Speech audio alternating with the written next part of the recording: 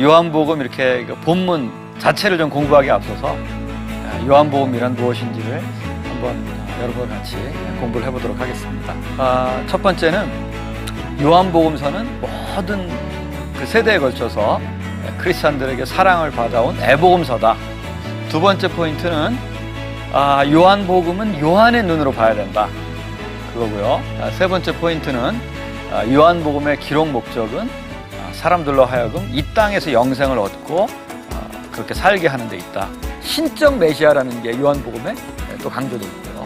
또 요한복음에는 하나님 아버지와 친밀한 관계를 누리는 그런 하나님의 아들 예수라는 것이 또 보여지고 있습니다. 다른 복음서에 비해서 요한복음을 읽을 때 우리가 어떤 중요한 것을 우리가 얻을 수 있을까? 그거는 예수 중심성일 것 같아요. 예수 중심성.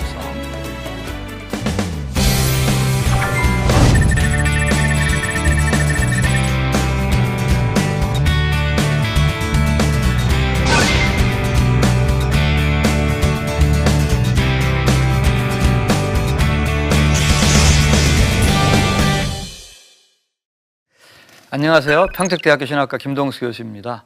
여러분과 같이 12주에 걸쳐서 요한복음을 같이 공부하고 있는데 지난주에는 요한복음의 개론적인 문제를 공부했습니다.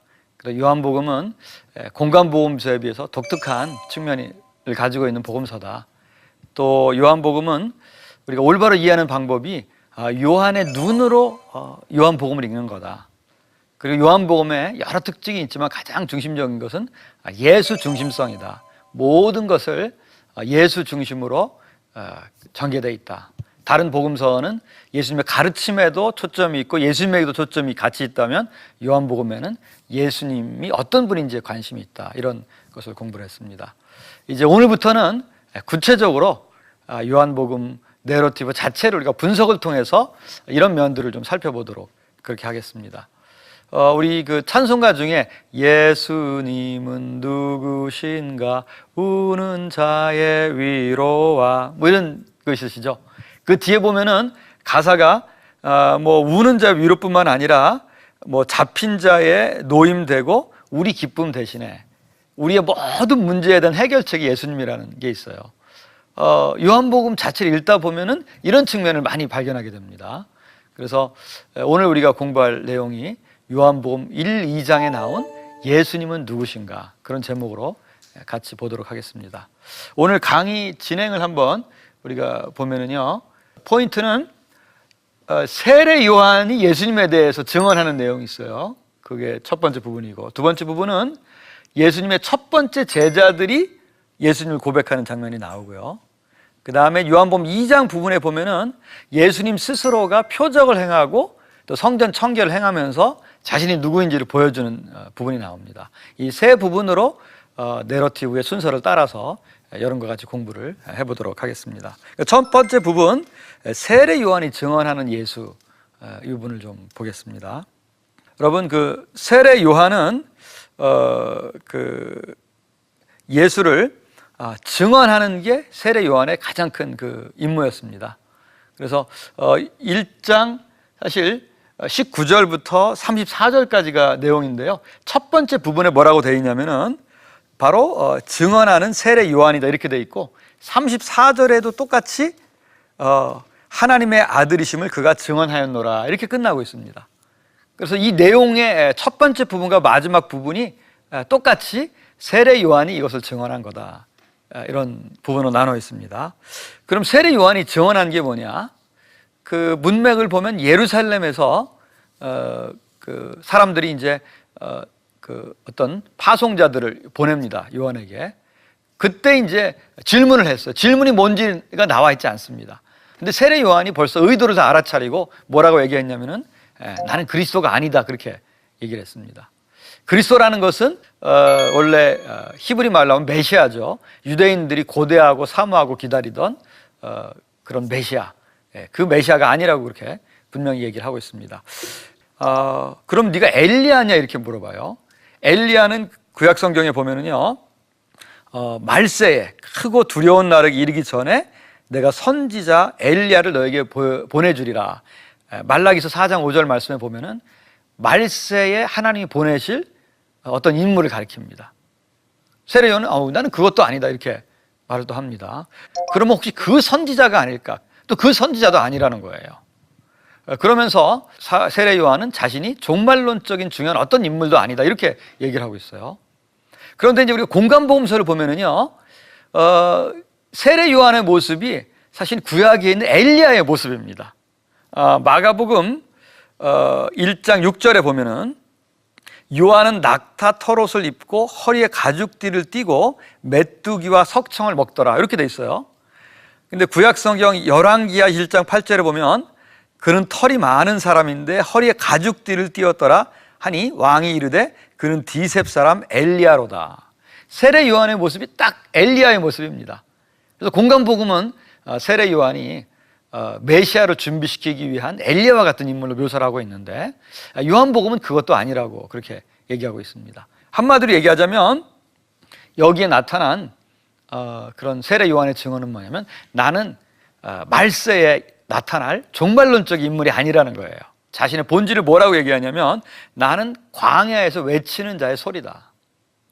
이건 이사야서 40장 3절에 있는 말씀인데 외치는 자의 소리여 이르되 너희는 광야에서 여호와의 길을 예비하라 사막에서 하나님의 대로를 평탄케 하라. 바로 포로 기환을 하는 데 있어서 이런 길을 내는 사람, 그런 사람이 바로 자신의 모습이다. 세례 요한은 그렇게 얘기를 했습니다. 그래서 세례 요한은 메시아도 아니고 엘리야도 아니고 그 선지자도 아니고 어떤 말세에 일어날 독립적으로 중요한 인물이 아니라 예수님을 증언하는 그런 인물이다. 그 앞에 말씀으로 보자면 예수님이 말씀이라면 말씀을 전달하는 매개체인 소리다. 그렇게 자신을 증언하고 있는 것입니다. 이제 두 번째 부분에서는 세례 요한 자신이 예수님은 어떤 분이다 이렇게 얘기를 합니다. 거기 보면 첫 번째는 세상 죄를 지고 가는 하나님의 어린 양이다 이런 말이 두 번이나 있습니다. 이 배경은 여러분이 잘 아실 겁니다. 구약성경에서 유대인들이 이제 출애굽을 할 때 마지막 재앙으로 그런 장자와 그 다음에 모든 동물의 첫 번째 새끼를 죽이는 그런 재앙이 일어나는데 바로 어린 양을 잡아서 그 피를 내서 문설주에 바르면 그 집은 그 죽음의 사자가 넘어갔습니다. 그래서 유월절이죠.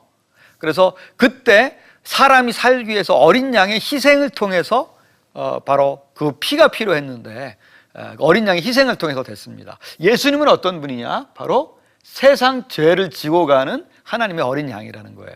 여기 하나 유념해 볼 게 뭐냐면 세상 죄입니다. 이 세상 죄라는 것은 뭐냐면 유대인의 죄만이 아니라 이 확대한 거예요.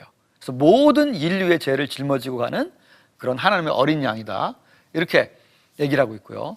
두 번째는 30절에서 흥미롭게도 세례 요한은 예수님을 소개할 때 이렇게 소개하고 있습니다.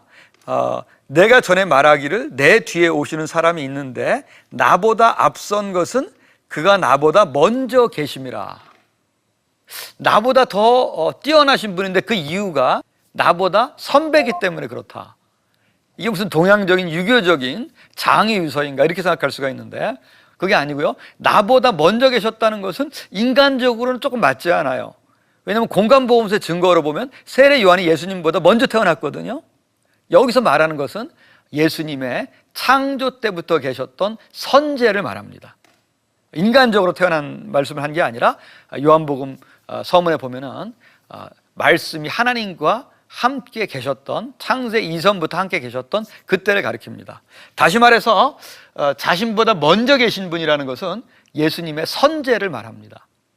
요한복음 8장 58절에 보면은요, 예수님 뭐라고 말씀하시냐면은 아브라함이 나기 전부터 내가 있느니라 그런 말씀하십니다. 이것 때문에 그 유대인들이 아주 경노를 했죠. 아브라함이 조상인데 우리 조상보다 앞서느냐. 여기 참 재밌는 시제가요. 아브라함이 있기 전부터 내가 있느니라 현재예요. 그때도 있었고 지금까지도 계속 있었다는 거예요. 곧 창조자이신 예수님의 선제를 자신보다 먼저 계신 분이다 이렇게 표현한 것입니다. 또 하나는 세례 요한이 예수님을 얘기할 때요. 나는 물로 세례를 주지만 예수님은 성령으로 세례를 주실 분이다 이렇게 얘기하거든요. 그게 무슨 뜻일까? 물과 성령이 어떻게 다를까? 이렇게 생각하는데 물은 어떻게 보면 회개라고 할 수가 있습니다. 씻는 건데 성령으로 세례 주실 분이라는 것은요, 구약 성경의 에스겔서라든지 요엘서에 보면은 말세 종말론적인 하나님이 보내주실 인물은 성령의 어떤 능력을 힘입고 성령의 능력과 함께 온다는 그런 말씀들이 있습니다. 곧 성령으로 세례를 주신 분이라는 것은 뭐냐면 예수님은 종말적인 인물이라는 것입니다. 하나님이 보내주시기로 약속하셨던 바로 그 인물이다. 그게 바로 성령으로 세례를 주시는 분이다. 마지막으로 세례 요한이 예수님에 대해서 증언하는 말은 하나님의 아들입니다. 하나님의 아들. 우리는 하나님의 아들이라고 말할 때 이거는 예수님을 신이라고 했구나 이렇게 흔히 생각하는데, 원래 그 당시에는 어떤 왕도 그런 하나님의 아들이다 이런 말도 쓰기도 했어요. 황제도. 그런데 하나님의 아들이라는 말은 1장에 보면은 하나님의 유일하신 아들, 독생자라는 말이 있습니다. 그 말을 다른 말로 표현한 것이라고 봅니다. 곧 하나님과 깊은 유대를 가지고 있는 그런 분이다 이렇게 표현하고 있습니다. 이걸 한마디로 말하자면 바로 뭐냐면 예수는 너희가 찾는 바로 그 종말론적인 인물 메시아다, 그것입니다. 내가 아니라 바로 예수가 그 메시아다. 요한은 그렇게 증언을 해주고 있는 것입니다. 그 다음에는 1장 35절부터 보면은 예수님이 이제 제자들을 선택하시고 그들이 예수님을 고백하는 장면들이 나옵니다. 첫 번째 예수님을 만난 사람은 안드레하고 이름이 나오지 않는 익명의 하나의 제자입니다. 이 사람들이 예수님을 따라간 것은 스스로 따라간 게 아니라 원래 세례 요한의 그런 제자였는데 예수님을 보고 그렇게 보라, 그런 하나님의 어린 양이로다 이 말씀을 듣고 예수를 따라갔습니다. 그리고 거기에서 하루를 머물면서 예수님과 함께 거하면서 이분이 어떤 분인지를 알게 됐어요. 그리고 이제 자기 형제인 안드레 형제인 베드로에게 가서 이런 말을 합니다. 우리가 메시아를 만났다. 직접적으로 얘기합니다. 우리가 기다리던 바로 그 메시아다. 그리고 이제 빌립이라는 사람이 또 제자가 됐는데 자기 친구인 나다나엘에게 가서 이런 말을 해요. 모세가 성경에 율법에 기록하였고 여러 선지자가 기록한 그 일을 우리가 만났다. 모세가 기록한 것, 선지자가 기록한 것. 모세와 선지자는 성경 전체를 가리킵니다. 구약 성경. 바로 구약 성경이 말하는 그 일 누굽니까? 메시아죠. 메시아를 다른 말로 표현한 것입니다. 나다나엘이 보니까 그럼 어디 사람이냐 그랬더니 나사렛 사람이라고 하거든요. 그 당시에 나사렛이라는 데는 갈릴리에서 좀 촌동네였고요. 메시아가 태어난다는 지명은 베들레헴이었습니다. 그래서 그거는 구약 성경에 나오지 않는 지명이다 이렇게 말을 한 거죠. 그랬더니 가서 한번 보자. 예수님을 이제 봤더니 예수님이 그런 내가 무화과나무 밑에 있었던 것을 내가 보았다. 무화과나무 밑에서 뭐 했을까요?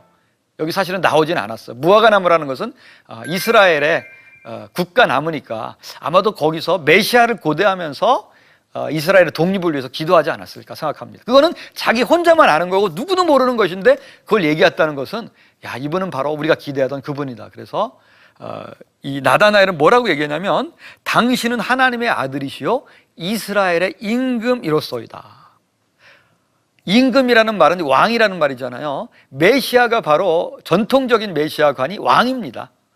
메시아는 이스라엘을 이방 나라로부터 군사적으로 물리쳐서 빼앗아서 새로운 올바른 나라를 건설할 사람이기 때문에 왕이죠.